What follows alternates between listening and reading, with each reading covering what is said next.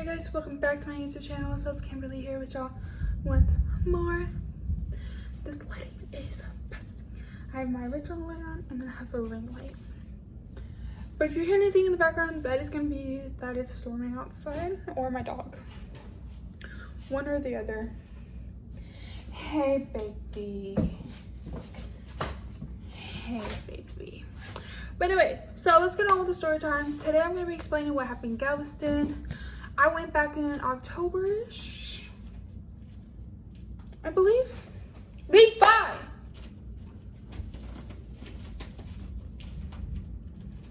He's trying to get my food. But anyways, so I went back in like October-ish.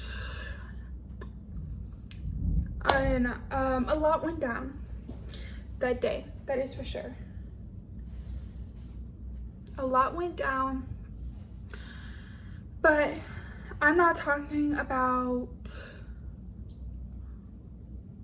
really like the people I went with. I'm talking about what happened in Galveston, which with the people that I went with, know nothing about. Like, I got into an argument with the guy, and so him and his girl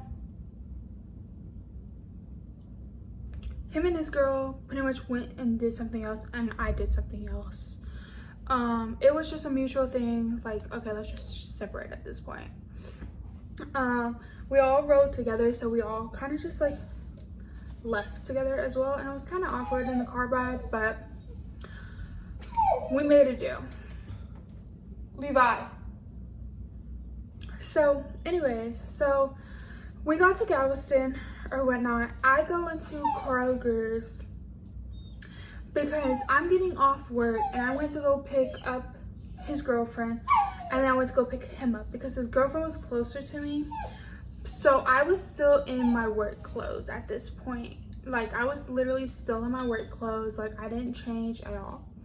So I went to Kroger's and I went to their bathroom and I changed. And I know a lot of people are going to be like, why didn't you just change in the car, blah, blah, blah. Because the girlfriend was there with the guy, which is really my cousin. But I'm sorry, my dog is kind of like scared of thunder, so I'm like trying to make sure he doesn't go any crazy. But anyways, so I go into Kroger's and it starts in Kroger's. So I am terrified at this point. I go to the restroom and I lock myself in the stall. And at this Kroger's, it was like a full-on like door. So like nobody could like really like jump up and see you over or look underneath and see you. It was like an actual door that you could open and close and lock and unlock. So I was in a stall and I changed my clothes, of course, and I was thinking maybe let me put my hair up or something and do something because I was frightened for my life. And I know y'all don't know what I'm talking about yet, but I'm gonna get there. Okay, so I leave. I'm in the bathroom for maybe like 10 minutes. I leave the bathroom finally and was like, I need to be brave enough. This stuff happened over like 5, 6 years ago. I need to brave up and I need to move the hell on. So, and I go and I'm leaving, and my adopted parents are literally at the cash register and scream out, where the fuck you going, Kimberly? You're running away for what? You're a minor. And I got like the security officer's attention, and so of course the mom stays back checking out everything, and the dad comes and literally grabs my hand and starts pulling me towards them. It was like, you can't run away just because you couldn't get what the hell you wanted here. What are you talking about? What are you talking about? Right? So I was like, okay, whatever. I didn't want to go along with it, and I really didn't. And I didn't go along with it. I was like confused for a second, but the security guard comes, and because of the whole situation, like grabs his attention, right? So it grabs his attention, the security guard, and the security guard comes up and was like, "Is your name Kimberly?" I was like, "Yeah." It's not really Kimberly, but it's Kim. That's what's on all my paperwork, documents, and everything like that. It's Kim. And he's like, "Then why are they calling you Kimberly?" I was like, "Because they're my old adopted parents." And they were like, "Can you prove that they're old?" I was like, "I don't know how to prove it other than calling my caseworker or something, but she's not really gonna answer because it's like 7:30 at night." And he was like, "So you're in CPS?" I was like, "I was in CPS, like I'm aging out here in a little bit." And they're like, "What do you mean? Like, he literally just said you're a minor." I was like, "Do I really look like a minor? Do I really look like a minor?" He's like, "No." I was like, "Yeah, because I'm 20 years old." And he's like, "Dang, you're really able to pretty much live by yourself if you wanted." I was like, "Yeah, exactly. Like, I'm on the edge of finding my own place right now. And I'm gonna be 21 here in like 2 months.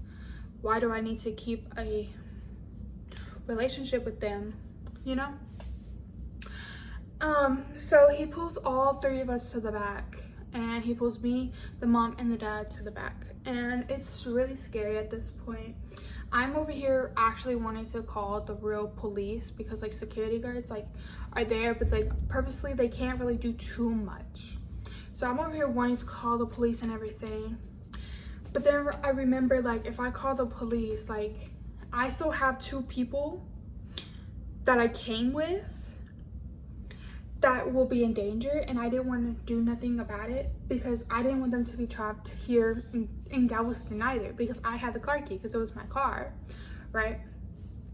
And I was gonna let my cousin, hold the car key, but like they went and did something else, and I didn't want to carry my work clothes the whole time, you know, so I had to put it back in the car.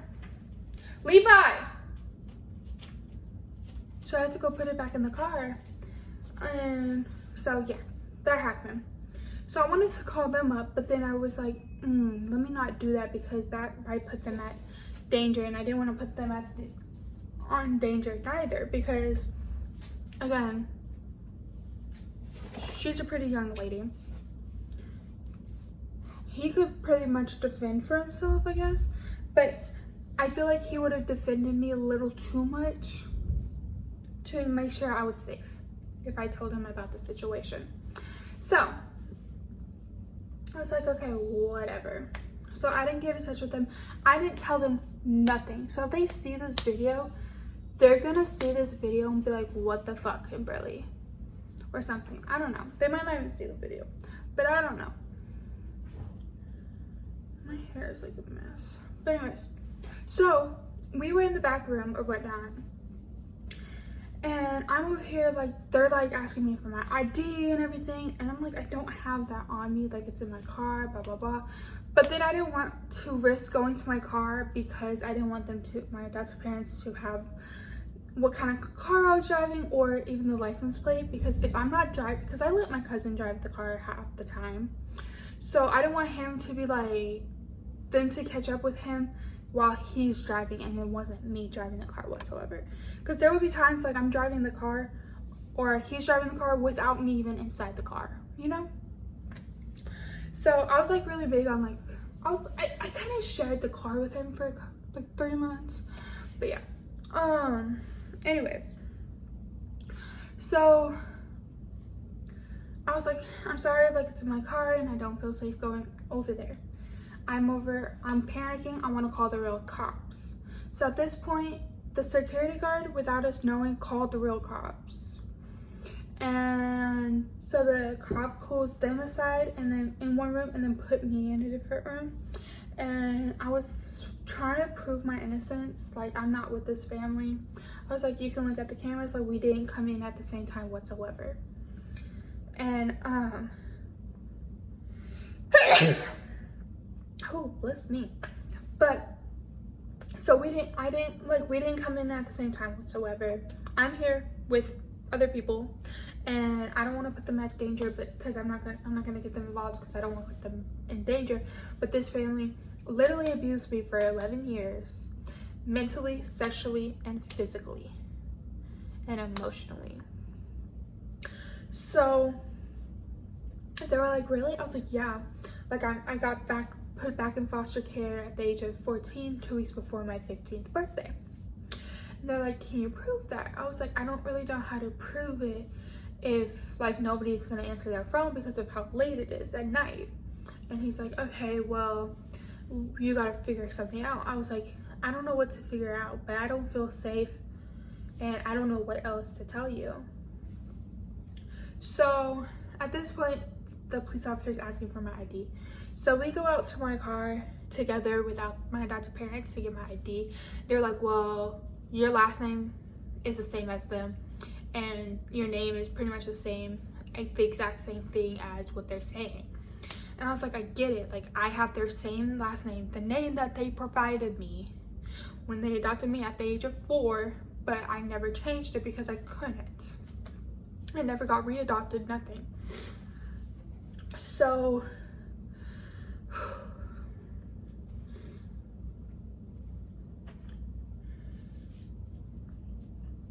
sorry, I want to cry. They put me in a room again with my adopted parents and was like, you have to go home with them. You can't prove anything. So at this point, I'm like, okay, whatever. Like, and when we got out there, they let us go or whatever. And I literally like bolted for it. Once ever the police let us go or whatever, I bolted. Like, I started running because I'm not gonna go home with them. Hell no. So, and then at this point, I'm by Pleasure Pier at this point. So from between Kroger's and Pleasure Pier, it's probably like a mile or so. So at this point, like, I ran a whole, like, I bolted like a whole freaking mile, right? So at this point now, I'm texting the people I came with and was like, where y'all at, blah, blah, blah, blah, blah. And they texted me at IHOP. So I was like, fuck, that's over there towards Kroger's. Well, it was really in between Kroger's and the Pleasure Pier. So I was like, fuck, right? So they're at IHOP. So I'm bolting back to my car because, like, I know I'll be able to for sure be safe in my car at this point. So I'm bolting for my car, and here he is behind me, bolting after me. Like, now, if it was during the day, people would be able to see what the hell was going on. But they couldn't because what the hell, you know? So I was like, okay, whatever. So I'm like bolting for it. I got into my car, I drove off. And at this point, like, he was on foot. So I don't know personally, like, if he got into a car or not, or he just watched where I was going, but I went straight for IHOP. And so yeah, I went straight for IHOP, and I literally just waited for them outside of my car. And there's like a police station like right behind, so I knew I could feel a little safer. All these sound flies. At least I knew I could feel maybe a little safer, honestly. So that's what I did, and I waited for them to get out. Then they got into the car and we drove off. But for a little bit of the time, I knew somebody was following us, but I didn't let them know or anything. But I took like random routes or whatnot. I don't know if the people that I went with noticed, but like, cause we were all really tired, we were sick of it, like, but so that's what I did, right? And we lost. Well, I lost them, and I wanted to share this story because it's scary for me to run into people that like I had trauma with that was really bad for me. So it's like really bad for me, I guess you could say. I don't know. It brings me trauma, brings me depression, brings my anxiety up so bad. And yeah. But safety for me is my top priority was to make sure I made it home safely and that the other 2 people made it home safely, because I was more worried about their safety than anything. because again, I don't know if my adoptive parents saw us coming in or took Galveston or even saw them coming out my car or getting in my car or anything like that. So, means to say, please, please